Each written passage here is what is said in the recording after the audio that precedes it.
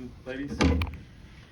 Talk to me. Start what happened on that final scoring drive for Iowa. Would you Yeah. see these breakdowns? Yeah, it was we had been actually we had that run probably like 9 or 10 times prior to that, and we stuffed it, and felt like we got good initial push early on, right? Front side, you know, we kind of got washed a little bit. We didn't have a chance to buck and step on the backside.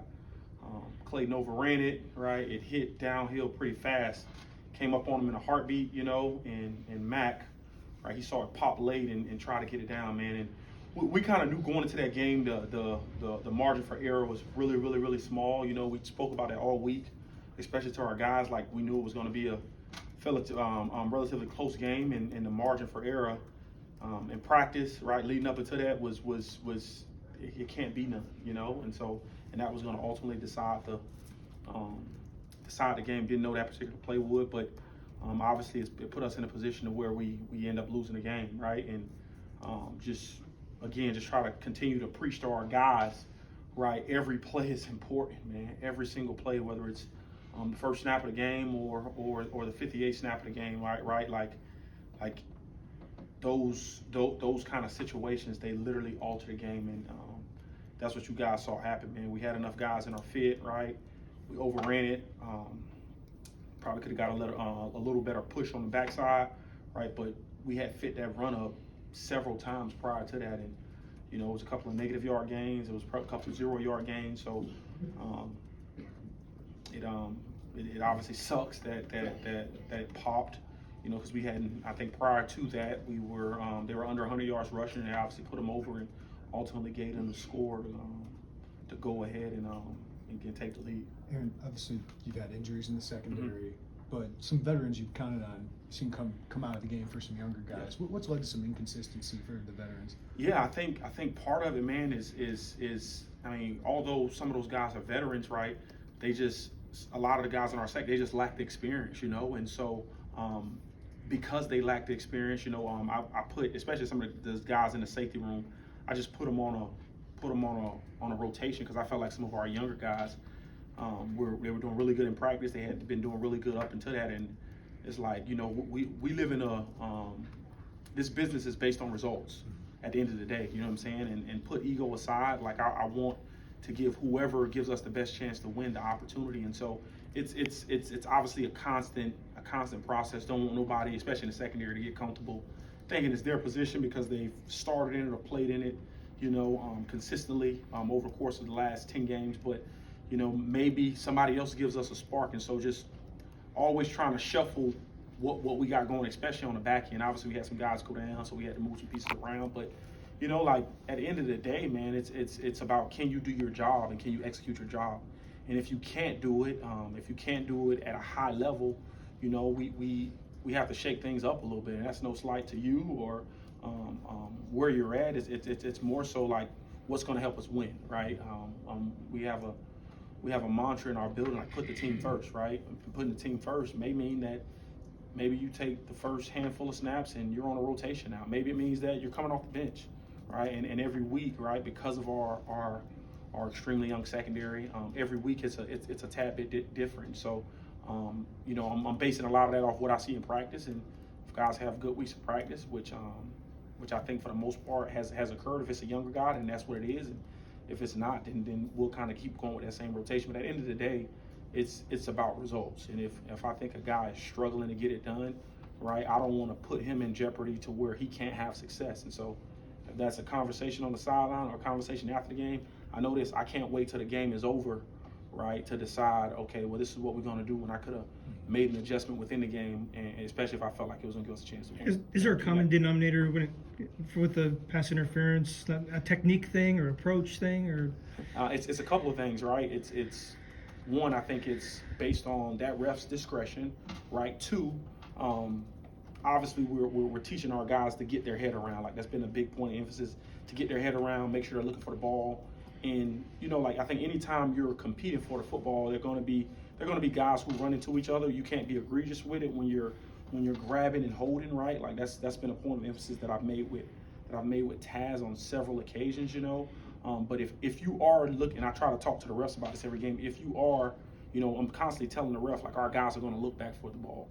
You know, like we're teaching them once they're in phase to look back for the ball, right? So because they have the right of way to the ball as well. And so we just got to continue to do a better job at it. We got to continue to preach it. We got to continue to work it. Obviously, some of those calls haven't went our way, and it does suck, right? Absolutely. But you know, I think with the way the game kind of transpired, you know, those calls based on when they're made could ultimately affect you. You know, we had a touchdown early on, right, where Taz got a PI on that extended the drive. You know, that was third and 4, gave him a first down.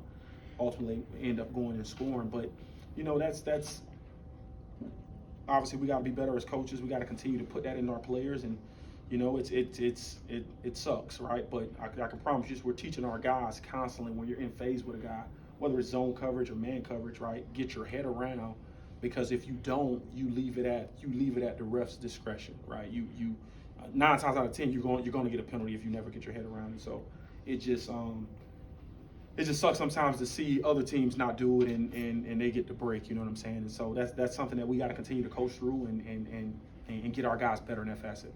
Aaron, to dovetail what you were talking about with your secondary, especially your safety group, how do you go about coaching up Clayton Bush this week, where he comes out to us and says, "I whiffed. They got a 30-yard touchdown because I whiffed and it's my fault."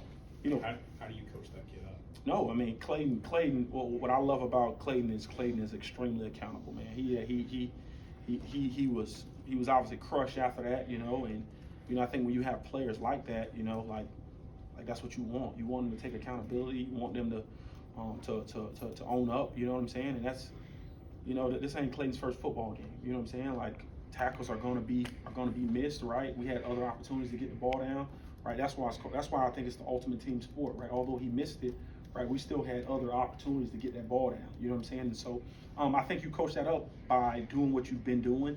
Me and that young man have a great relationship, you know, and so I'm not overly concerned about his confidence, because I think he's a pretty confident kid. But you know, it's unfortunate that one play was magnified in the moment that we were in, right? There were several opportunities prior to that. I think we dropped like four interceptions, right, where the ball literally hit our hands, right? And I know that kind of gets glossed over, but in hindsight, right, if you get one of those, right, you get one of them, you talk about an extra possession, maybe you got an opportunity to score. There was one interception that went right through our hands. It could have been a pick six, right?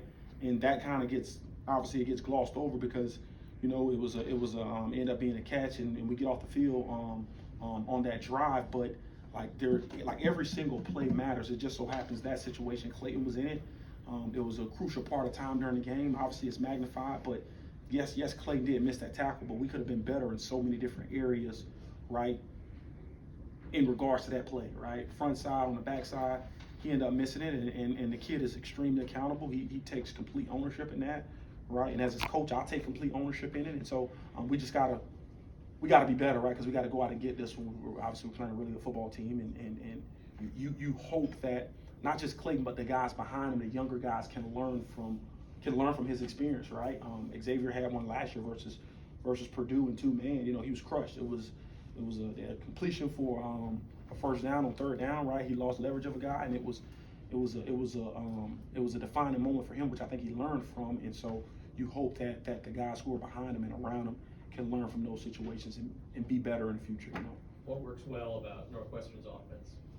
You know, I think one thing I will say, I think they're playing very inspired football, man. I mean, everybody kind of knows what went on in the off season, and I think that they're just rallying behind their football coach, and they're playing together. They're playing fast. They're playing physical, right?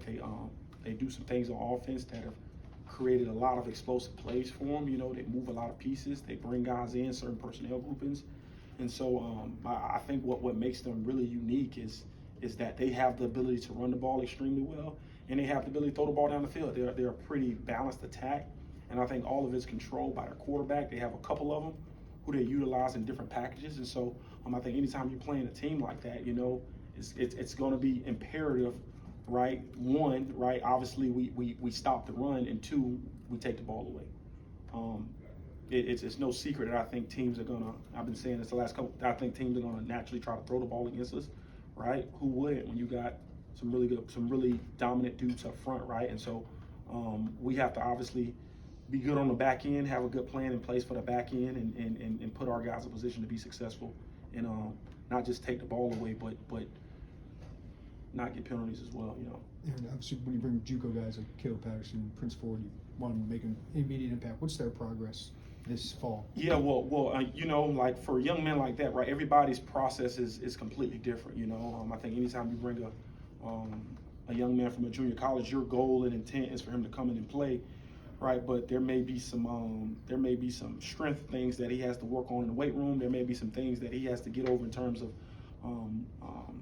learning and processing the system and processing the new life of being on the campus and Division I football. And so I can tell you this as coaches, man, we never try to put players in a position where they're going to fail, you know. And I know you guys had a chance to see Caleb Patterson out there this past week, and that was just because of a buildup of, you know, he was on a look team. He had done some really good things on a look team, you know, and we felt like, you know, from what we saw on the look team, like, okay, we think this guy can give us a chance, especially with Toby. Toby ended up getting banged up on a particular play, and we felt like he was Caleb was a viable option. So we put him in that position, thought he handled it well. Obviously, he had the holding penalty late in the game off a double move, but just the way he's kind of handled it and battled, and I think what's to come in his future is going to be really, really bright. But, you know, when guys do make the transition from high school or junior college level, you know, our goal is to make sure that they're ready, they're prime ready to be in a position to have success here at this level. Because, you know, if they come here and they don't have success initially, I think it can hinder a kid a couple years down the road, especially if they're not either weight room ready, physically ready, or mentally ready. And so there's still a process, especially with Prince Ford, that we're still kind of working through, and he's going to be fine. He got to get in that weight room, get a little bigger, get a little stronger, so he can help himself and more so help the team. Aaron, from week 1 to now, in your first year in this role, how have you grown, and how do you evaluate what you've been able to do? Man, I think I've grown tremendously, right? You know, obviously, when you're a first-time coordinator, I think some things you just have to learn by experience, right? Ultimately, like the decisions that you make and how your side of the ball performs, it falls on you, right? And you take a more so of a bigger approach in terms of not just worrying about your position, but worrying about the group of people that are in the room on top of the whole defense. And so I think my mindset is, you know, obviously being a back end guy, my mindset has shifted a lot, just seeing what those guys are doing up front and how can I put them in a position to where we don't have to cover as long, right? To where we don't have to be in coverage as long if we can come up with a really good plan up front to allow those guys to just rush the passer, you know, and where they don't have to think and they can get after the quarterback. You know, obviously we mix up our coverages, but if you got some guys up front that can kind of take that off of you, you need to give them as much as you can to allow them to just go. And even if you are extremely young in the secondary, right, it's a little pressure putting on those guys, and you just got to continue to kind of mix that up. And everybody has a hard down, right, and it's just really moving the stress around so that other teams really can't find it. And it's a chess match, right? It's a chess match, it's no one great call all the time, obviously, because everybody will run it. But it's just being able to understand the situations, know them. I think the biggest thing for me is the biggest thing I've learned is probably the situational football, right? You can play really good football throughout the course of the game, but those very particular and specific situations can literally alter a game, right? And making sure our young men are ready for them. And it's a growing experience. It's going to continue to be a growing experience as long as I'm in this position, man. And I think I've obviously gotten better the longer I'm in it. I think naturally you do, but I think the goal at the end of the day for me is try to eliminate points, man. Like, no matter what the yardage total is, let's take points off the board. Let's eliminate points, and let's try to ultimately hold teams to 0 points, you know. And so, and I think that just comes with putting our guys in the right position to be successful. Aaron, to that time for one more here, to that point, correct me if I'm wrong, but I don't believe Newton left the field at all on Saturday. Have you gotten to a point where you're just like, look, Ford's going to be out there, and he's played more snaps than anybody in his position in the country? Yeah, I think that's twofold, right? Yes, we think we're a better team with Johnny Newton out there. The other thing is Johnny don't want to come off the field. Johnny does not. Johnny's different, right? Johnny's different, right? And if we felt like, you know, it was gonna affect him, it was gonna affect us as a defense, right? We would obviously, bring him off. And I know we did last game a couple times. He had a chance to get a break, but that cat don't want to come on. He's just wired different, man. Like I said, we did a study last year. The longer he plays, the stronger he gets.